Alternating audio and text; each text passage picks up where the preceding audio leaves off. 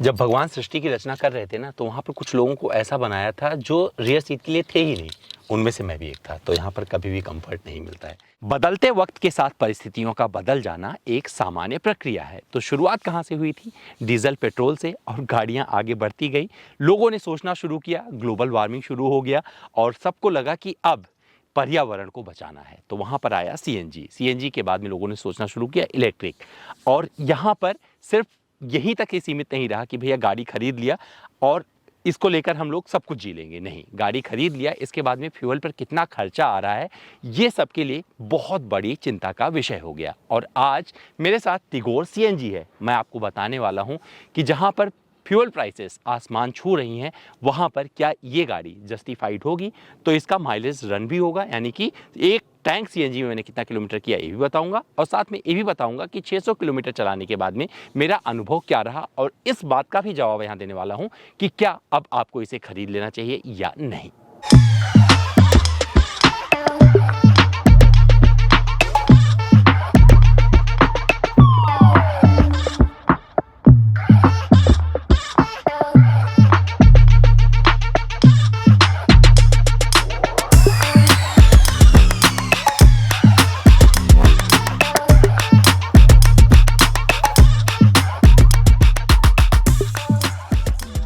जब आप किसी चीज़ को अनुभव करते हैं तो वहाँ पर सब कुछ चीज़ें मैटर करती हैं, चाहे उसका एक्सटीरियर हो, इंटीरियर हो, रियर हो, व्हील हो या फिर हेडलैम्प। तो हम शुरू करते हैं हेडलैम्प से।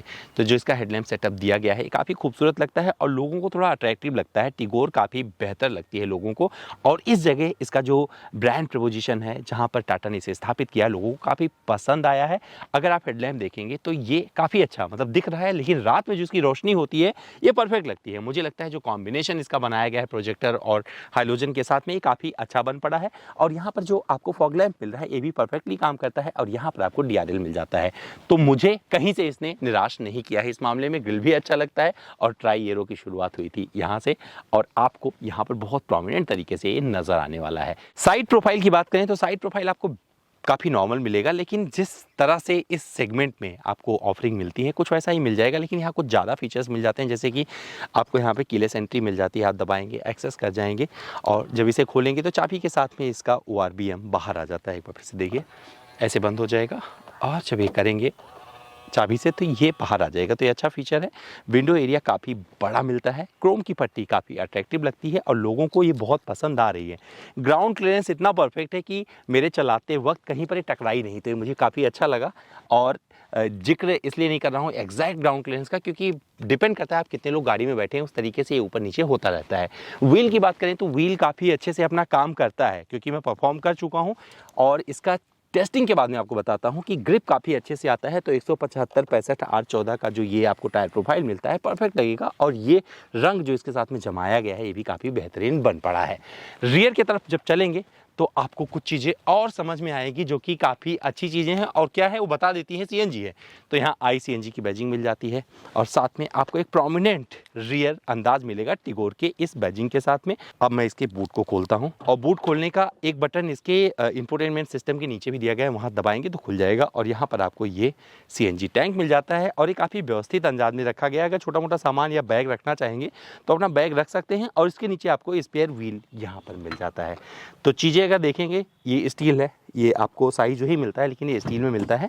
चीज़ें वो अच्छी तरीके से इसमें ऑर्गेनाइज की गई हैं। अगर इस सेगमेंट में उठा के अन्य गाड़ियों से कंपेयर करेंगे तो मुझे लगता है ये आपको बेहतरीन लगेगी, और ड्यूअल टोन में मुझे काफ़ी अच्छी लगी है। इस टॉप माउंट लैम्प जो दिया गया है ये यहाँ से लेकर यहाँ तक जगमग होता है, ये भी काफ़ी अच्छा लगता है। शार्क फिन एंटीना अपना काम अच्छे से करता है, लेकिन देखने में बहुत खूबसूरत लगता है। अब चलते हैं गाड़ी के अंदर और दिखाते हैं आपको कंफर्ट। दिखाते नहीं, जो मैंने एक्सपीरियंस किया है वो बताते हैं। जब भगवान सृष्टि की रचना कर रहे थे ना, तो वहाँ पर कुछ लोगों को ऐसा बनाया था जो रियर सीट के लिए थे ही नहीं। उनमें से मैं भी एक था। तो यहाँ पर कभी भी कंफर्ट नहीं मिलता है, लेकिन अगर आप एवरेज हाइट वाले हैं तो आप आराम से बैठ सकते हैं। और यहाँ पर अगर आगे कोई नहीं बैठा, सीट आगे खिसकवा दूंगा तो मैं भी आराम से बैठ जाऊँगा। पीछे वाली सीट पर बैठकर बहुत ज़्यादा चलने का मौका नहीं मिला, बट फिर भी एक्सपीरियंस करना चाहता था, क्योंकि मेरा ये 600 किलोमीटर का एक्सपीरियंस था। तो जो मेरे भाई जी हैं आयुष SSM, उन्होंने चलाया, मैं पीछे बैठा और जानने की कोशिश की कि कैसा रहता है। तो वहाँ की AC यहाँ आपको ठंडा रखती है। आर्मरेस्ट आपके लिए कंफर्ट दे जाता है। एडजस्टेबल हेडरेस्ट नहीं मिलते हैं, लेकिन जो एकीकृत हेडरेस्ट हैं ये काफ़ी कंफर्टेबल रहते हैं, आप बैठ के ऐसे यात्रा कर सकते हैं। यहाँ की लाइट आपके लिए रोशनी दे जाती है। तो ओवरऑल जो कंफर्ट है परफेक्ट है।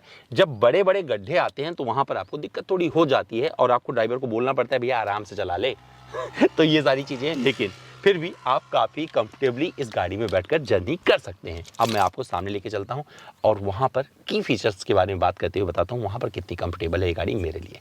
सामने बैठकर इस टिगोर में आपको कंफर्ट बहुत अच्छा मिलने वाला है। अगर आप ड्राइव करते हैं तो कुशनिंग अच्छी मिलती है, अच्छा थाई सपोर्ट मिल जाता है। आप इस सीट को हाइट भी एडजस्ट कर सकते हैं। इस सीट पर एडजस्टेबल की व्यवस्था नहीं है। जब मैं यहाँ बैठा तो मुझे लगा काफ़ी ऊंचाई पे बैठा हूँ, तो मन किया कि यहाँ पर भी अगर हाइट एडजस्ट होता तो मैं यहाँ बैठकर ट्रैवल कर सकता था।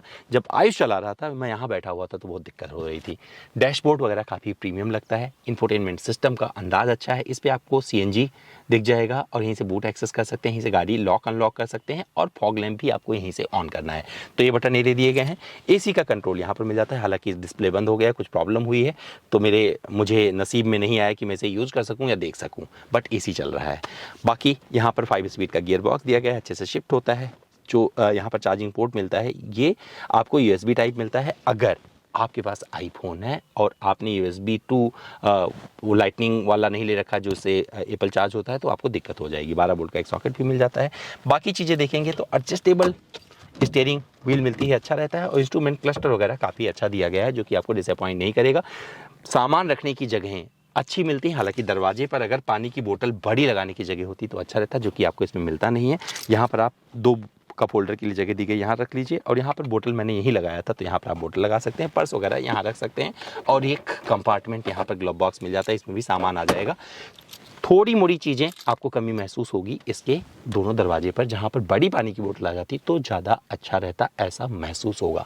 तो ये सारी चीज़ें मुझे यहाँ पे मिली और अब बारी है चलाकर इसका एक्सपीरियंस बताने की और साथ में ये बताने की कि कितना इसने मुझे माइलेज दिया है। एक टैंक CNG में कितना इसने मुझे पहुँचाया। तो सबसे पहले CNG भरवाएंगे, इसके बाद में आगे बढ़ेंगे परफॉर्मेंस की तरफ। तो लगभग 600 किलोमीटर चला चुका हूँ इस iCNG टाटा टिगोर को और अब अपना एक्सपीरियंस आपसे साझा करता हूँ और बताता हूँ कि कैसे ये परफॉर्म करती है। तो मैंने जो CNG जब भी फुल करवाया, जब ये पूरा खाली हो गया CNG फुल करवाया तो हमेशा 400 रुपये से ऊपर की CNG आई है, उसका जिक्र आगे करते हैं। सबसे पहले जिक्र करेंगे इसके परफॉर्मेंस का। तो जिसमें इंजन लगा हुआ 1.2 लीटर पेट्रोल वाला 74.2 bhp की शक्ति देता है और ये देता है 95 Nm का टॉर्क। तो पिकअप आपको CNG के लिहाज से अच्छा मिल जाता है। और जब आप इसे चलाना शुरू करेंगे, आगे बढ़ना शुरू करेंगे तो इसके परफॉर्मेंस में आपको एक पंच मिलेगा और लगेगा कि इसमें ज़्यादा दिक्कत नहीं है। जैसे पेट्रोल से कंपेयर करके देखेंगे तो हाँ, ये आपको जरूर समझ में आएगा कि वो वाला पिकअप आपको नहीं मिल रहा है, तो शिफ्टिंग पर आपको डिपेंडेंसी दिखानी पड़ेगी। लेकिन जिस लिए आपने CNG शिफ्ट किया है या CNG खरीदा है वो ये पर्पज़ कैसे पूरा करती है उसका भी जिक्र करता हूँ। तो देखिए अभी यहाँ पर मैं आ गया और एक ऐसा कंडीशन है क्योंकि जहाँ पे आप रहते हैं आजकल अमूमन जगहों पर लोग बहुत ज़्यादा रॉन्ग साइड ड्राइव करते हैं। और रॉन्ग साइड ड्राइविंग में अच्छी चीज़ क्या होनी चाहिए कार में, ब्रेकिंग बाइट्स अच्छे से आने चाहिए। और सबसे पहले ब्रेकिंग का जिक्र इसलिए कर रहा हूँ क्योंकि मैं CNG चला रहा हूँ और यहाँ पर ये आपको जानना बहुत ज़रूरी, क्योंकि आपने इस सेगमेंट में जो एक्सपीरियंस किया है वो औरा CNG हो गई, मारुति की एक CNG कार हो गई डिज़ायर, और इसके अलावा आपने ये एक्सपीरियंस करना शुरू किया है। तो यहाँ पर अब मौका मिल जाता है कि आपके लिए ये क्यों परफेक्ट है उसका जिक्र करना। तो आपने देखा होगा कि किस तरीके से मैंने इस ऑटो रिक्शा को, जो इलेक्ट्रिक रिक्शा था, उससे मैंने क्रॉस किया और सामने सिचुएशन आप देख सकते हैं कैसे कैसे कहाँ से लोग प्रकट होते हैं। तो यहाँ पर ब्रेकिंग बाइट्स आपको डिसअपॉइंट नहीं करता है, ब्रेकिंग बाइट्स बहुत अच्छे से आ जाते हैं इस गाड़ी के लिहाज से। परफॉर्मेंस हर गियर में आपको मिलेगा, लेकिन वहाँ पर एक कमी खलेगी, ऐसे लगेगा कि आप पेट्रोल वाला पंच मिस कर रहे हैं और वो इसका नेचर है, उसके साथ आपको ज़्यादा परेशान होने की ज़रूरत नहीं है। जो इसकी रफ्तार रहनी चाहिए, ध्यान रखिएगा, जैसे आप चलाएंगे वैसे आपको ये माइलेज देने वाली है। तो अगर आप इस गाड़ी को 60 से 80 किलोमीटर के बीच में रखेंगे तो आपको वो माइलेज मिलेगा जो कंपनी दावा करती है, यानी कि 25 किलोमीटर 1 किलो सीएनजी में ये करके दे जाएगी। सीएनजी के रेट बहुत ऊपर चले गए हैं, इस वजह से अभी बहुत सारी चीज़ें लोगों को सोचना पड़ेगा। हालांकि अभी भी सीएनजी चलाना सस्ता है, और ये क्यों बोल रहा हूँ ये आगे बताऊँगा। तो अभी जो मैंने एक्सपीरियंस किया है, क्योंकि मैं बहुत सारी गाड़ियों को और जहन में लेके चल रहा था जिन्हें मैंने एक्सपीरियंस किया हुआ था, डिज़ायर और ऑरा, तो उसके मुकाबले इसमें आपको एक फुर्तीपन तो नहीं मिलता है, लेकिन एक वो पंच मिलता है जहां पर आपको एक बिल्ड क्वालिटी समझ में आती है। सस्पेंशन सेटअप काफ़ी दुरुस्त है। जब आप ऊबड़ खाबड़ रास्ते से निकल रहे होंगे तो ये गाड़ी वहाँ पर आपको डिसअपॉइंट नहीं करने वाली है, और अच्छा लगेगा ये चीज़, क्योंकि ये चीज़ बेहद ज़रूरी होती है। क्योंकि जैसे आप जिस शहर में रहते हैं, ज़रूरी नहीं है कि सारे वेल पेव्ड रोड आपको मिल जाएं, तो वहाँ पर ये बहुत ज़रूरी है कि इसका सस्पेंशन अच्छे से काम करे, और ये वहाँ पर आपको परेशान नहीं करने वाला है। जो मैंने चलाया इस गाड़ी को 3 लोगों को बिठा के चलाया है, मतलब मैं, मेरे अलावा 2 लोग और थे, और उसमें से भी किसी को कोई दिक्कत नहीं आई। एसी का कंफर्ट, कूलिंग बहुत अच्छा रहता है, इसमें भी आपको कोई प्रॉब्लम नहीं होगी। हालांकि मैंने इसे पेट्रोल पर एकदम नहीं चलाया है, सिर्फ सीएनजी पे चलाया है। अभी भी 3 डंडे बचे हुए हैं, बताता हूँ अभी इसकी कहानी बाद में। सबसे पहले आप सस्पेंशन सुन लीजिए। तो सस्पेंशन इसका, जब आप किसी ऊंचे स्पीड ब्रेकर को पार करते हैं तो वहाँ पर एक खटाक की आवाज़ आती है, तो वहाँ पर लगेगा कि भैया थोड़ा सा और बेहतर होना चाहिए था, लेकिन ऐसा कुछ नहीं है।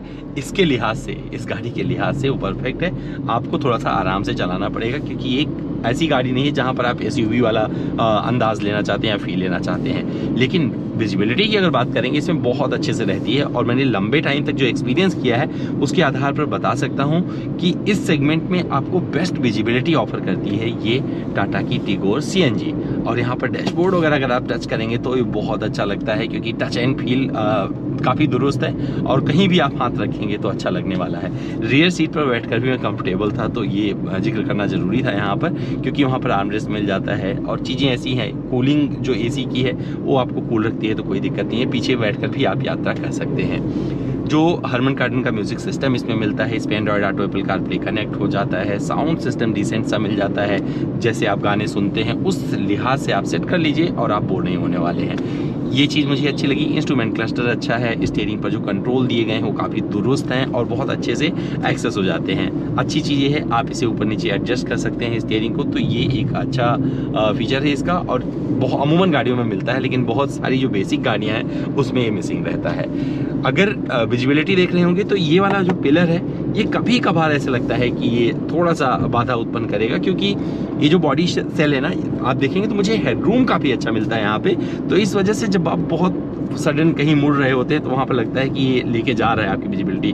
लेकिन सच बताऊँ, जब आप इसे लंबे टाइम तक चला रहे होंगे तो आप इसके यूज टू हो जाएंगे, ये भी आपको दिक्कत नहीं देने वाला है, तो ये इसमें भी आपको कोई कंप्लेंट नहीं आएगी।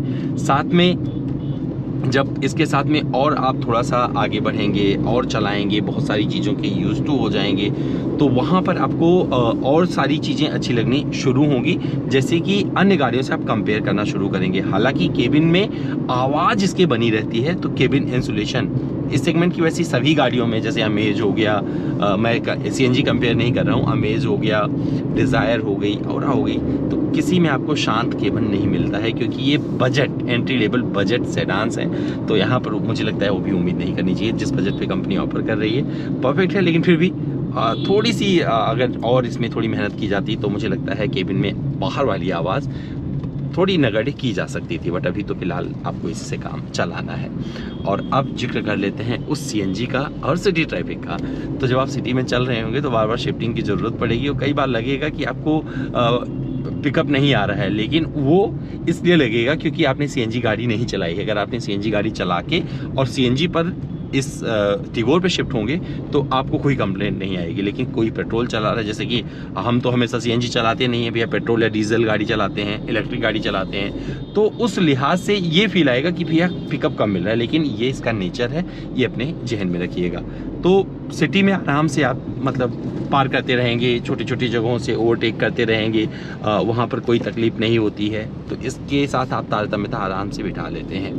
हाईवे की बात करें तो हाईवे पर जो स्पीड आप इससे कर सकते हैं अचीव 140 तक चली जाती है, सच बता रहा हूँ। लेकिन आप अगर इतना लेके जाएंगे तो आपको माइलेज सीएनजी वाला नहीं मिलेगा। तो सीएनजी चलाने का कोई फ़ायदा नहीं है, पेट्रोल गाड़ी खरीद लीजिएगा। अगर सीएनजी चलाना है तो आपको बता दिया है कि 70 से 100 के बीच में, 80 के बीच में, 90 के बीच में, सॉरी 70 से 90 के बीच में रहिएगा, आपको बेस्ट माइलेज ऑफर करके जाएगी। लेकिन डिसेंट ओवरटेकिंग दे देती है और आराम से किसी जगह से आप लेके निकल जाते हैं। छोटे छोटे टाइट जगहों पर जहाँ पर बहुत कम जगह होती है शहर में, वहाँ पर आप पार्क कर लेते हैं, तो वहाँ पर कोई दिक्कत नहीं होती है। और अब ज़रूरी है जिक्र उसका जो आप जानना चाहते हैं। तो जब मैंने इसको गाड़ी को चलाना शुरू किया तो सबसे पहले सीएनजी जितनी थी वो ख़त्म कर दिया और दोबारा इसका टैंक फुल करवाया। जानना चाहता था कितना सीएनजी आएगी, तो आप देखिए देख सकते हैं किस तरीके से मैंने कितनी सीएनजी भरवाई।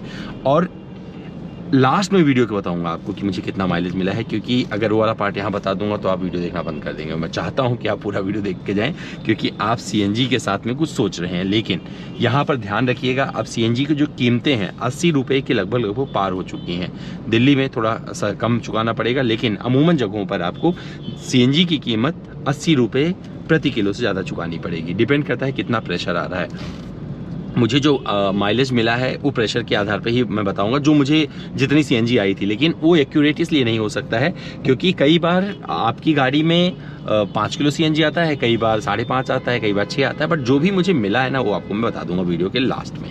तो यहाँ पर जब आप क्रूज कर रहे होंगे ऐसे बम्पर टू बम्पर ट्रैफिक में, तो देख सकते हैं आपको एक क्रॉलिंग स्पीड पे भी ये परेशान नहीं करती है। तो आराम से, मतलब इसमें कंफर्ट के लिहाज से अगर आप कुछ अपना ओपिनियन बना रहे हैं कि आपको एक ऐसी गाड़ी चाहिए जिसमें आपको ऐसा कंफर्ट मिल जाए, तो आपको सच बता दूं टिगोर सबसे ज़्यादा बेस्ट लगेगी।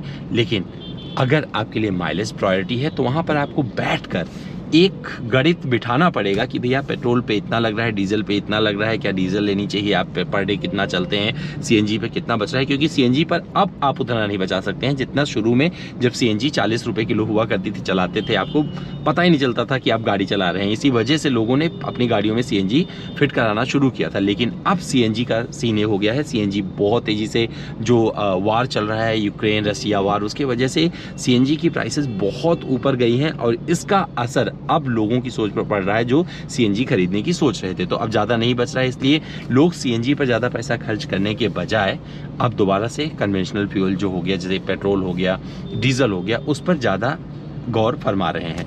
लेकिन ये कब तक रहेगा, कैसे रहेगा, आपको गाड़ी खरीदना है, आप इतने रुपए लगाने जा रहे हैं, तो आपको सोचने की ज़रूरत है। बट मैं अपनी वीडियो में परफॉर्मेंस वाले पार्ट में इतनी सारी चीज़ें आपको बताना चाहता था। लीजिए भाई साहब, आपका इंतज़ार खत्म हो गया है और जो आप जानना चाहते थे कि सीएनजी पे कितना माइलेज इसने दिया है, वो जवाब मेरे पास है। तो जब शुरू किया था तो पूरी तरीके से टैंक फुल करवा लिया था, एक बार पूरा चला लिया और फिर दोबारा मैंने फुल करवाया तो वहाँ पर मैंने 0 रीसेट कर दिया। इसके बाद में जब ये पूरा टैंक फिर से खाली हो गया, एक डंडा ऑलमोस्ट बचा था, तो दोबारा फिर सीएनजी पंप पे लेके गया और 5.96 किलोग्राम सीएनजी इस गाड़ी में आएगी। लगभग 450 रुपये की सीएनजी थी, दिल्ली में डलवाया था। और उसके बाद में 119.2 किलोमीटर इस गाड़ी को मैंने ड्राइव किया, मतलब टोटल जो भरवाया मैंने 119.2 किलोमीटर के बाद में। तो इसने जो माइलेज दिया 20 किलोमीटर प्रति किलोग्राम पे इसने मुझे माइलेज दिया, यानी कि 1 किलो सीएनजी में मैंने इस गाड़ी को 20 किलोमीटर चलाया। और अब एक चीज़ और यहाँ पर जिक्र करना ज़रूरी हो जाता है, प्रेशर मैटर करता है। तो जहाँ पर आप भरवा रहे हैं सीएनजी, वहाँ पर हो सकता है कुछ ज़्यादा आए, कहीं पर कम आए, तो एक्यूरेसी नहीं आती है इसमें।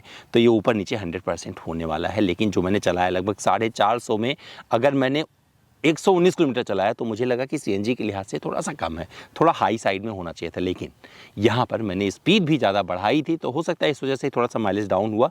आप मान के चलिए, जो मैंने आपको अपने परफॉर्मेंस बताया था कि उस रेंज में रखिएगा गाड़ी को, तो आपको 25 के आसपास सीएनजी में माइलेज मिल जाएगा। लेकिन अब कीमत बढ़ती जा रही है सीएनजी की, और वहाँ पर पेट्रोल और सीएनजी के बीच में जो डिफरेंस है, वो इस बात को अब हमेशा के लिए ख़त्म कर देगा कि भैया सीएनजी चलाना सस्ते में सस्ता सौदा होगा, क्योंकि अब बहुत मार्जिनल डिफरेंस इसमें आने वाला है।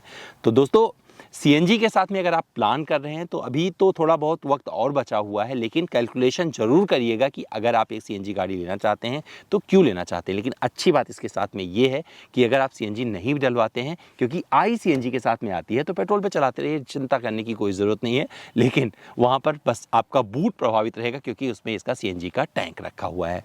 चलाने में मुझे कोई दिक्कत नहीं हुई, कंफर्ट में मुझे कोई दिक्कत नहीं हुई, फीचर्स इसमें अच्छे दिए गए हैं, प्रेजेंस, रोड प्रेजेंस इसका बहुत अच्छा है, कोई प्रॉब्लम नहीं है। तो ओवरऑल मेरा एक्सपीरियंस मिला जुला था। और अब आप सोच सकते हैं कि आपको क्या खरीदना है। इस वीडियो को देखने के बाद में अब आपके सारे डाउट क्लियर हो चुके होंगे कि भैया अब औरा सीएनजी लेना है, डिज़ायर सीएनजी में खरीदना है या फिर इस टिगोर को। और ये भी अब आपका क्लियर हो गया होगा कि सीएनजी खरीदना है या नहीं। तो दोस्तों, उम्मीद करता हूँ मेरा ये वीडियो आपको पसंद आया होगा। फिर भी मुझसे कुछ रह गया है, कुछ और पूछना चाहते हैं, जानना चाहते हैं, जुड़ना चाहते हैं, तो मेरे इंस्टाग्राम पर चले जाइएगा। मेरा इंस्टा हैंडल है पावर ऑन व्हील।